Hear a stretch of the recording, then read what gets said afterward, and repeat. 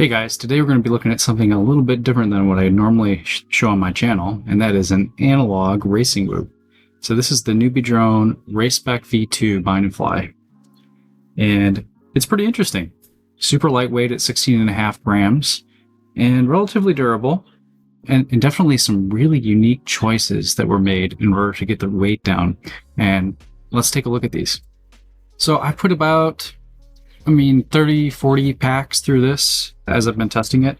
And while I've been testing, I've mostly been using my trusty Box Pro goggle with a upgraded antenna here. And it's been very good to fly. No real big complaints.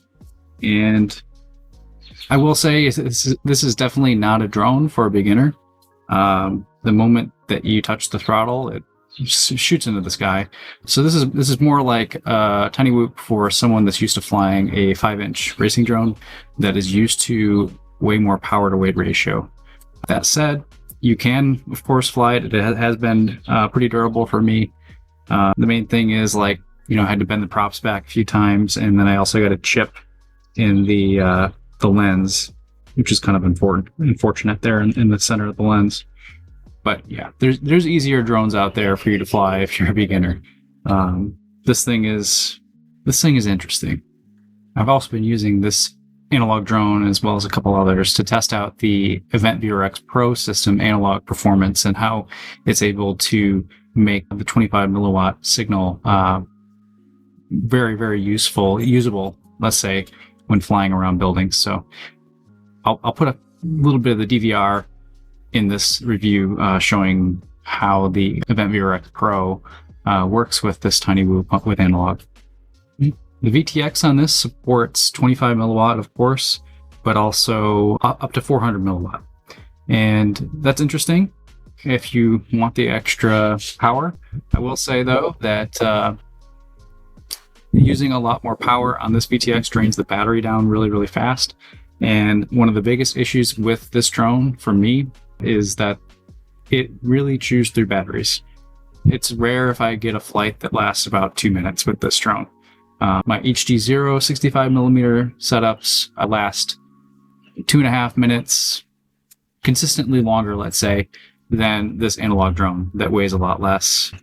So my setups for HDZero 65mm are about 19 gram, and then this one is 16.5 gram.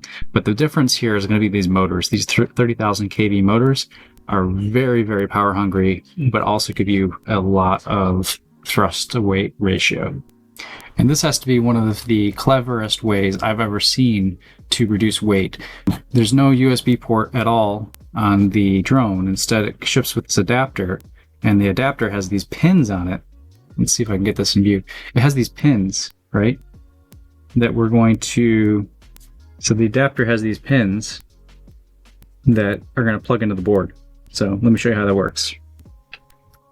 So you take the board and... Oh, let's see if I can line this up. It plugs in right there, like that. Boom. So now it's kind of held in there with friction, and it kind of connects through the board with some through-hole pins without any soldering. Super interesting. Definitely a novel way to save weight. Some other things. This is a serial Express LRS receiver versus a SPI ELRS receiver, and that is definitely a preferable way to go, as this is going to support all of the ELRS modes and not just a subset of them, and it will also be future-proof for later versions of ELRS that are not SPI compatible. So kudos to NewBeeDrone for fitting the entire non-SPI ELRS onto this small board.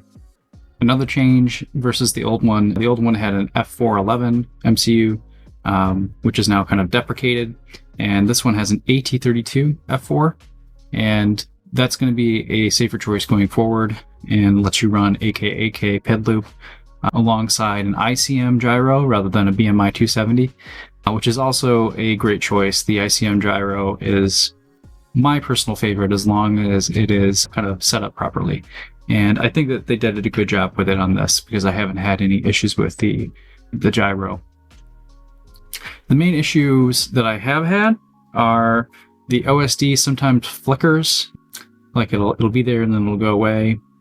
And then sometimes I've even had it where the OSD isn't on at all until I power cycle the drone. And then one last issue I've had with this drone is sometimes when I crash hard, I'm unable to get the drone to fly again until I power cycle it.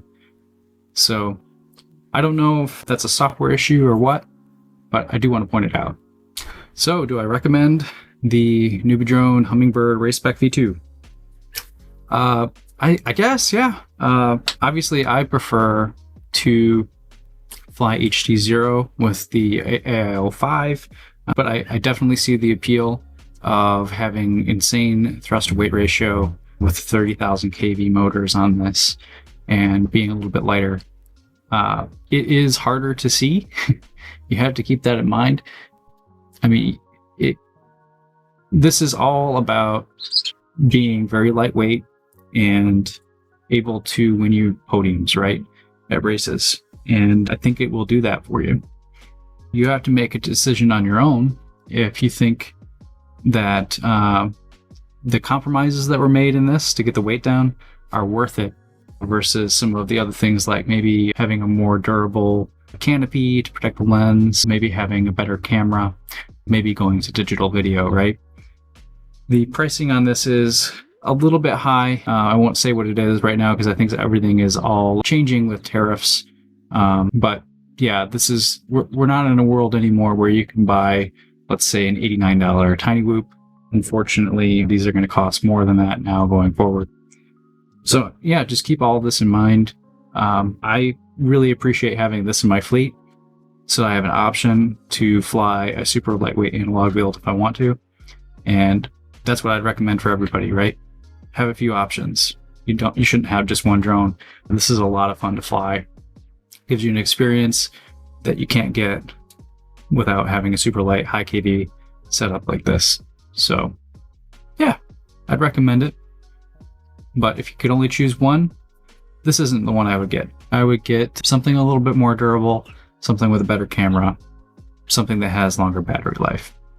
But for what it is, this is a great drone.